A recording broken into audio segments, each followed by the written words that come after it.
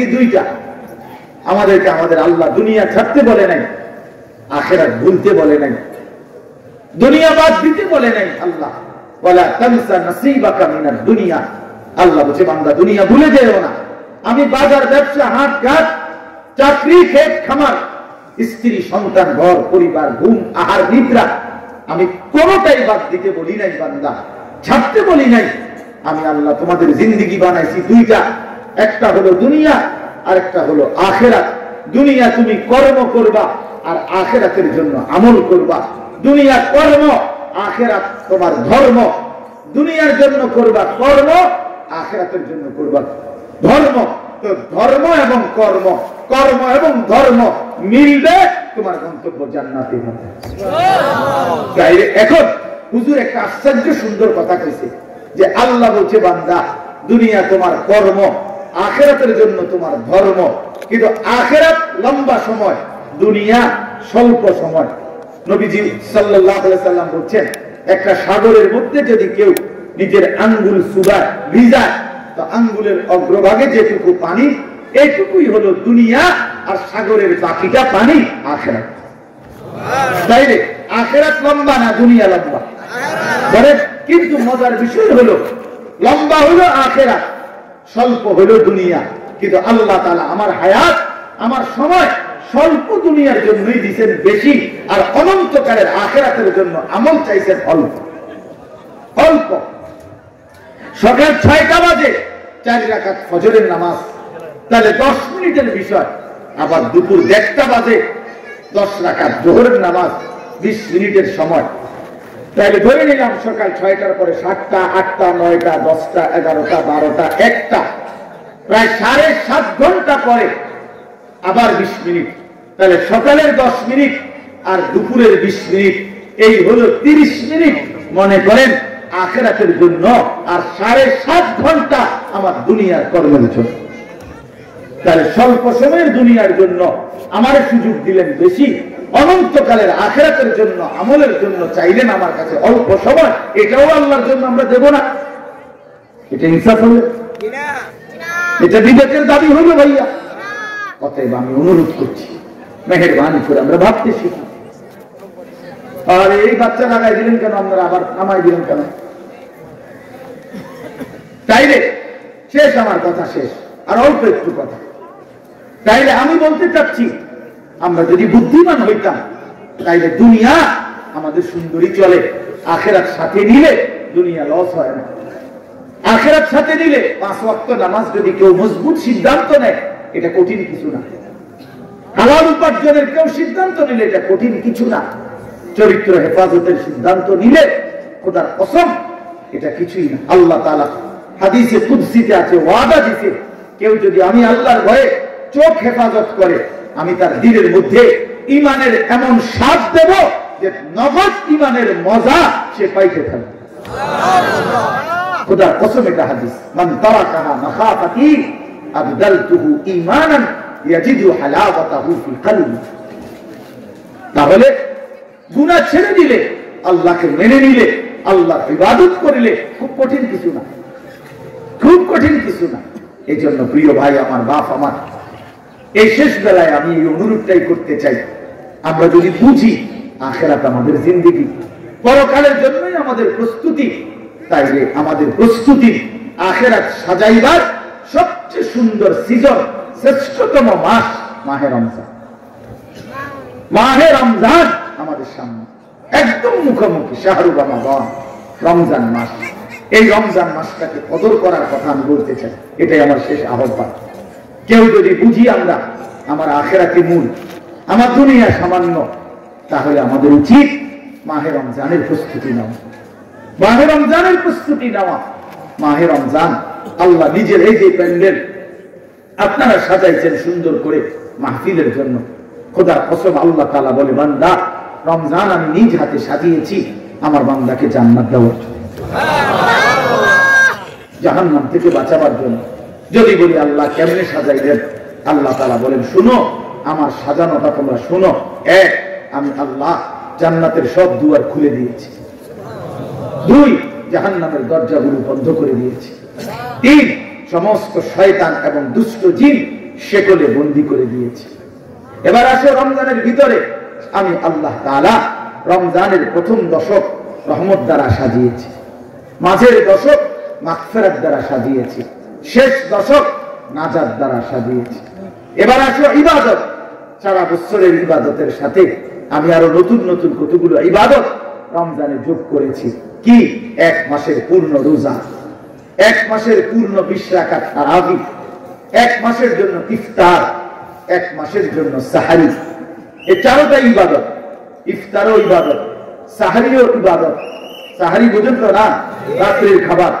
এরপরে রোজাটাও ইবাদত, এরপরে 20 রাকাত তারাবিও ইবাদত। আল্লাহ বলেন এরপরে শেষ দশক, শেষের 10 দিন ইতিকাফ, মসজিদের ইতিকাফ আমি এর দ্বারা সাজিয়েছি। শেষ দশকের বেজর রাত্রিগুলো আমি আল্লাহ তাআলা সবে কদরের দ্বারা সাজিয়েছি। এরপরে আল্লাহ বলেন নেকির হিসাব, নেকির হিসাব হইল একটা নফল একটা ফরজের সমান, একটা ফরজ 70টা ফরজের সমান। একজন রোজাদারকে ইফতার করাইলে 3টা পুরস্কার, গুনাহ মাফ, জাহান্নাম থেকে মুক্তি, রোজাদারের সমপরিমাণ নেকি, পরিমাণ নেকি। আল্লাহ তাআলা বলে বান্দা এতভাবে আমি আল্লাহ রমজানকে সাজাইলাম, উদ্দেশ্য কি? শুধু তোমাকে জান্নাত দেব, তোমাকে আমি জান্নাত দিতে চাই বান্দা, তুমি নাও বান্দা, লাআল্লাকুম তাত্তাকুন। আল্লাহ বলছে 1 মাসে মুত্তাকি বানিয়ে দেব, 1 মাসে তুমি আমার গুনাহ ছেড়ে দাও, আমার একটা রমজান তুমি কদর করো বান্দা, আমি তোমারে মুত্তাকি বানিয়ে জান্নাতি বানিয়ে দেব।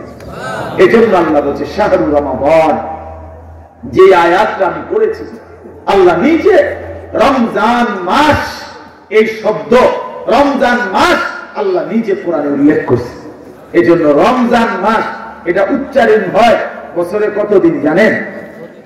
প্রতিদিন, প্রতিদিন, প্রতিদিন। কেমনে? কারণ 24 ঘন্টা পৃথিবীতে কোথাও না কোথাও আল্লাহর কোরআন তিলাওয়াত হয়। আর শাহরুর রমাদান এই শব্দ অতএব জমিনে 24 ঘন্টায় কোথাও না কোথাও কারো না কারো জবানে উচ্চারিত হয়। সারা বছর রমজানের কথা আলোচিত হয়। মানে এই শব্দ শাহরুর রমাদান কোরআন শরীফের শব্দ না, এটা কেউ না কেউ তো পড়তেছে, কোথাও না কোথাও তো সবক দিতে আছে, কেউ শুনানি চলতে আছে। মানে 24 ঘন্টা আল্লাহর জমিনে সারা বছর এক আওয়াজ উচ্চারিত হয়, রমজান মাস, রমজান মাস, রমজান শাহরুর রমাদান। আল্লাহ এবার বলে বান্দা শুনো, এই মাসের পরিচয় আমি বললাম, আমার পরিচয় আমি দেই আমার মাসের। আল্লাযী উনজিলা ফীহিল কুরআন, এটা সেই মাস যে মাসে কোরআন নাযিল করা হয়েছে। কোরআন নাযিল করাতে এই মাস দামি। আমার শায়েখ আল্লামা মুফতি মুশতাকুর নবী সাহেব বলে যে দেখো, একটি রমজানে কোরআন নাযিল হয়েছিল, প্রত্যেক রমজানে কোরআন নাযিল হয় না। কোরআন তো একটি রমজানে নবীজির বয়স যখন 40, ওই সময়ে একটা রমজান কোরআন নাযিল হয়েছিল। কিন্তু ওই এক মাসে একবার কোরআন নাযিল হওয়ার কারণে কোরআনের বরকতে ওই মাস যতবারই পৃথিবীতে আসে ততবারই দামি হয়েছে। ওই একটি রাত সবে কদর, ওইটা তো একটা রাতে কোরআন নাযিল হয়েছিল, কিন্তু ওই রাত এটা এবার যতবারই আসে ঘুরে ঘুরে ততবারই ওই রাত দামি হয়েছে। এজন্য কোরআন যে রাতের সাথে একবার লাগছে, এই রাত আজীবনের জন্য দামি হয়ে গেছে। কোরআন যে মাসের সাথে একবার লাগছে, ওই মাস আজীবনের জন্য দামি হয়ে গেছে। কোরআন যে বান্দার জীবনে একবার লাগবে, ওই বান্দাও আজীবনের জন্য দামি হয়েছে, দামি হয়েছে। হুদাল লিন্নাস ওয়া বাইয়িনাতিন মিনাল হুদা ওয়াল ফুরকান। আল্লাহ বলেন আমার কোরআনের 3টা বৈশিষ্ট্য, একটা হলো সারা পৃথিবীর মানুষের জন্য হেদায়েত, 2 নাম্বার হলো কোরআনের সমস্ত হেদায়েতের বাণী স্পষ্ট, কোনো অগোছালো, কোনো লুকোচুরি, কোনো সংক্ষিপ্ত অপূর্ণাঙ্গ কোনো কথা নাই, সব স্পষ্ট। আর 3 নাম্বার হলো কোরআনই হচ্ছে একমাত্র সত্য মিথ্যা, ন্যায় অন্যায়, জায়েজ না জায়েজ, হালাল হারাম, বৈধ অবৈধ, উচিত অনুচিতের মাপকাঠি, ফুরকান, ফুরকান। এজন্যই তোমরা যারা স্কুলে পড়ো, কলেজে পড়ো, ভাইয়া ইউনিভার্সিটিতে পড়ো, কোনো আপত্তি নাই, তবে এইটা মনে রাখো বন্ধু, কোরআনুল কারীমের জ্ঞান যে অর্জন করতে পারে নাই, কোরআন যে ধরতে পারে নাই, কোরআন যে ছুঁইতে পারে নাই, তুমি ন্যায় অন্যায় চিনো নাই। সত্য মিথ্যা তোমার কাছে স্পষ্ট না? খোদার কসম, পৃথিবীর আর কোন বই, আমি চ্যালেঞ্জ করলাম এখানে এখন, পৃথিবীর আর কোন বই দিয়ে, পৃথিবীর আর কোন গ্রন্থ দিয়ে সত্য মিথ্যা, ন্যায় অন্যায়, জায়েজ নাজায়েজ, হালাল হারাম, বৈধ অবৈধ, উচিত অনুচিত নির্ধারণ করা যায় না। না, বাংলা বই দিয়ে হবে না, এটা অঙ্ক বই দিয়ে হবে না, ইংরেজি বই দিয়ে হবে না, একমাত্র আল্লাহর কোরআন। বৈধ অবৈধ নির্ধারণ করে আল্লাহর কোরআন, হালাল হারাম নির্ধারণ করে আল্লাহর কোরআন, উচিত অনুচিত নির্ধারণ করে আল্লাহর কোরআন, ফুরকান এটা। এজন্য কোরআন বঞ্চিত, সে সত্য মিথ্যা আলো অন্ধকার থেকে বঞ্চিত। বঞ্চিত লোক দেখানো যান চায়, অমুক ভদ্রলোকে কইছে এটা সুন্দর, এইটাও কয় সুন্দর, ইয়াহুদির বাচ্চা কইছে এটা চমৎকার, হেও কয়টা চমৎকার, খ্রিস্টানের বাচ্চা কইছে এটা যৌক্তিক, হেও কয়টা যৌক্তিক, হেও কয়টা যৌক্তিক। কারণ তার কাছে তো মূল কষ্টি পাথর আল্লাহর কোরআন নাই। এবার যেই বেঈমান যেটা কয় ওইটাই ভালো লাগে। এই জন্য দেখেন না, আমাদের যেই ছেলেদের কোরআন সুন্নাহর আলোকে নবী সাহাবীদের চুল থেকে যারা বঞ্চিত, তাদের আর চুলের নির্ধারিত কোন স্টাইল নাই, যখন যেটা দেখে যেটা ভালো লাগে। দেখেন যারা নবী এবং সাহাবী আউলিয়াদের পরনের পোশাক থেকে বঞ্চিত, তাদের আর নির্ধারিত কোনো প্যান্ট আর শার্টের মডেল নাই, যখন যেটা ভালো লাগে ওইটাই কিনবে, যখন যেটা চলাফেরা ভালো লাগে সেটাই ভালো লাগে। তার মানে আল্লাহ থেকে বঞ্চিত, রাসূল থেকে বঞ্চিত, তো সে সত্য সঠিক ইনসাফ ন্যায় পরায়ণতা থেকে বঞ্চিত। বঞ্চিত। সর্বশেষ কথা হলো আল্লাহ বলেন, ফামান শাহিদা মিনকুমুশ শাহরা ফালিয়াসুমহু। অতএব আমার বান্দা, তোমাদের যারাই রমজান মাসে আসবা, পৌঁছবা, তোমরা রোজা রাখো, আমার হুকুম মানো। আল্লাহ বলেন, আল্লাহ যেন মহব্বত করে বলছে, বান্দা রোজা রাখো, বান্দা আমি তোমারে মুত্তাকি বানাবো, আমি তোমারে জান্নাতি বানাবো, আমি তোমারে জান্নাতি বানাবো। এই জন্য দোস্ত